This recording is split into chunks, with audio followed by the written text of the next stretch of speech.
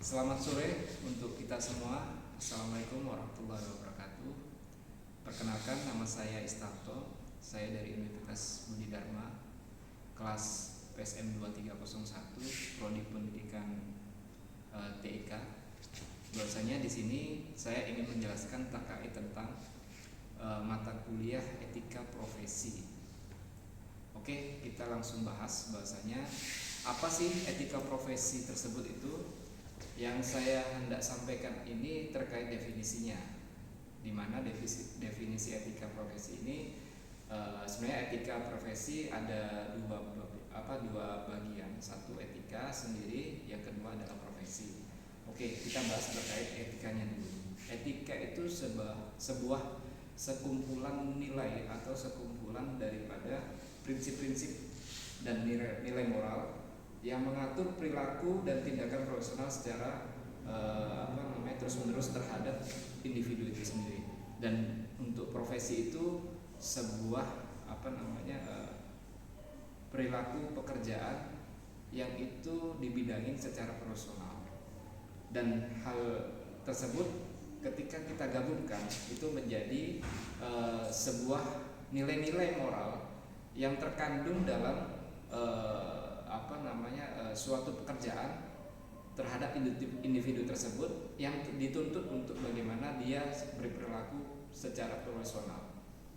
Profesionalnya itu sendiri terkait apa saja? Ini baru kita akan bahas. Yang pertama, etika profesi itu dititik beratkan pada bagaimana prinsip moral tersebut itu dapat ada pada suatu individu tersebut, bagaimana dia bersikap profesional, yang dimana pengacuan daripada prinsip moral tersebut mengatur bagaimana perilaku tersebut itu dilihatkan pada konteks pekerjaan tersebut. Dan yang kedua terkait tanggung jawab profesional. Tanggung jawab profesional itu bagaimana mereka menjalankan suatu profesi tersebut ditekankan pada suatu kepentingan perusahaan tersebut, bukan kepentingan pribadi dan lain sebagainya. Dia ada tanggung jawab moral, ada tanggung jawab profesionalismenya. Dan yang ketiga terkait integritas, bagaimana suatu kejujuran dan transparansi dalam setiap tindakan perilaku tersebut. Jadi perilaku profesional itu dipacu untuk juga bagaimana dia bertanggung jawab. Dan yang kedua, kejujuran tersebut itu istilahnya dituntut untuk bagaimana dia berperilaku secara profesional, itu aja. Terus setelah itu kita akan membahas bagaimana permasalahan-permasalahan yang terjadi pada etika profesi tersebut.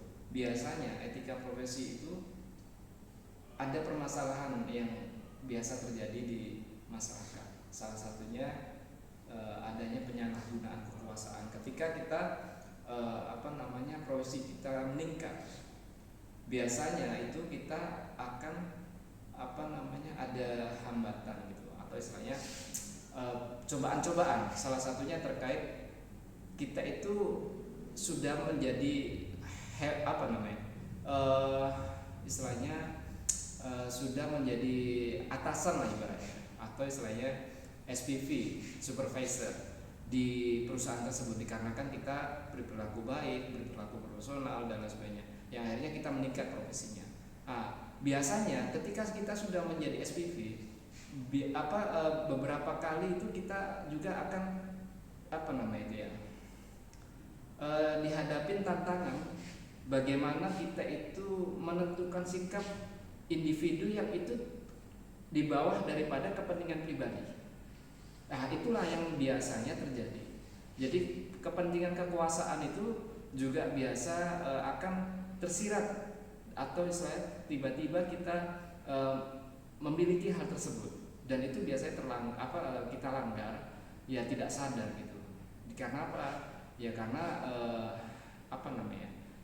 perilaku individu kita itu yang menjadi hambatan terbesar kita adalah emosional kita atau hawa nafsu kita. Disitulah kita biasanya dihadapin tantangan terkait tindakan penyalahgunaan kekuasaan. Itu salah satunya. Contoh kasus. Kita itu sudah SPV, kita memiliki kawan-kawan yang itu awalnya itu selevel, tapi dia karena tidak meningkat, akhirnya dia menjadi anak buah kita lah bahasanya. Jadi karena itulah kita dipercayain untuk bagaimana menangani suatu bidang tertentu yang itu membawai mereka. Jadi kita itu membreakdown pekerjaan-pekerjaan yang itu diamanahkan sama kita. Contoh amanah yang kemarin saya juga pernah lakukan, salah satunya terkait contoh lah ya kan di PON itu ya, transportasi. Bagaimana transportasi pada event PON itu kan, Pekan Olahraga Nasional yang itu diselenggarakan kemarin di Sumut dan Aceh. Itu bagaimana kita itu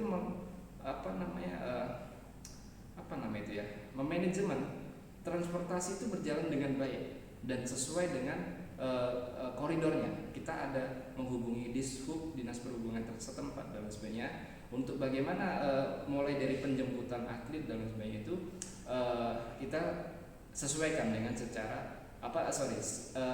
sesuaikan dengan schedule yang ada gitu kan. Tapi karena kita itu punya anak buah, akhirnya kita punya wewenang untuk membreakdown pekerjaan-pekerjaan kita. Namun di situ kadang ada tantangan. Salah satunya kita nggak usah capek-capek gitu kan. Kita nggak usah capek-capek menghubungi Dishub atau capek-capek langsung ke lapangan, tapi anak-anak buah kita yang kita suruh-suruh semua. Disitulah tantangan kita. Kadang kita merasa karena kita atasan gitu kan. Akhirnya kita hanya menghubungin aja. Kita duduk manis di tempat, kita menghubungi anak-anak buah kita untuk bagaimana mereka mengkoordinasikan semuanya. Akhirnya kita tidak bekerja, kita hanya sebatas duduk, kita menerima perintah, kita langsung membreakdownkan ke anak buah tanpa adanya manajemen suatu tindakan yang harusnya kita lakukan. Disitulah kita kadang dapat dikatakan etika profesi kita itu terlanggar. Salah satunya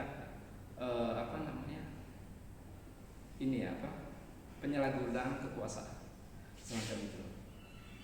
Bagaimana solusinya? Kalau untuk solusi ada beberapa solusi. Salah satunya kita harus sadar bagaimana keberhasilan suatu event itu ditentukan bagaimana kita itu memiliki sikap dan manajemen yang bagus. Salah satunya kita memiliki anak buah itu jangan disia-siakan, justru kita optimalkan.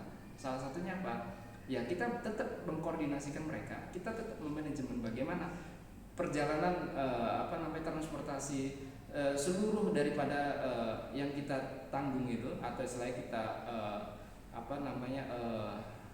diamanahkan tersebut, ya kita sesuaikan tuntutan jadwalnya. Kita contoh punya anak buah 3 gitu kan, 3 orang. Ya tentukan apa saja job-job yang itu bisa kita breakdownkan. Jangan semua di breakdownkan ke anak buah dan kita kosong. Jangan. Minimal kita ada manajemen di lapangan juga gitu.